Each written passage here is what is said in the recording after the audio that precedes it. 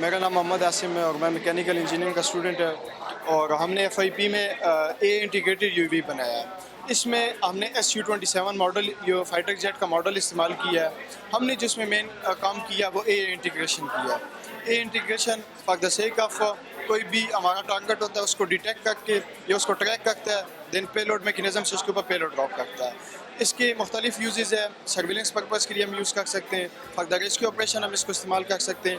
कहीं पर अगर हमारा कोई विक्टिम है, उसका हमारे पास डेटा अवेलेबल है, तो ये उधर जाके जहाँ पर रेस्क्यू टीम की या किसी भी इंसान की रसाई पॉसिबल या मुश्किल हो, तो ये वहाँ पर जा सकता है, उनको सेफ्टी किट प्रोवाइड कर सकता है और उनकी जितनी भी पॉसिबल हेल्प वो हम इसके थ्रू कर सकते हैं। और सर्वेलेंस के लिए अगर कोई ऐसी जगह है या कोई सेफ जोन की तरह जहाँ पर इंसान का जाना अच्छा नहीं है, तो ये वहाँ पर जा सकता है, अपना मिशन एग्जीक्यूट कर सकता है। इसमें जो मेन चीज़ होती है, इसका एक फ्रेम होता है, बॉडी का फ्रेम, उसमें हमने डिप्रॉन की शीट यूज़ की हुई है और फिर हमने इसको मोटर चाहिए होती है जो कि हमने इस्तेमाल किया ब्रशलेस मोटर 2450 kV की। और इसमें मोटर की स्पीड को कंट्रोल करने के लिए एसी यूज़ करते हैं। हमने यहाँ पर इसमें 80 एम्पेयर की एसी यूज़ की हुई है जो कि एक सेफ जोन के लिए अच्छी थी, हालांकि 40 एम्पेयर पे भी ये काम कर सकता है।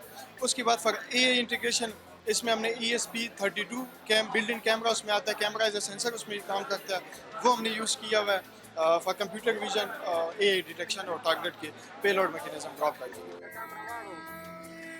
फ्लाइट टाइम अगर हम बैटरी को फुल चार्ज करें तो 7 to 8 मिनट ये कर सकता है। अगर हम इसको फुल थ्रस्ट पे चलाएं, मोटर की स्पीड को अगर फुल कर दें तो ये ऑलमोस्ट 5 मिनट इजीली कर सकता है।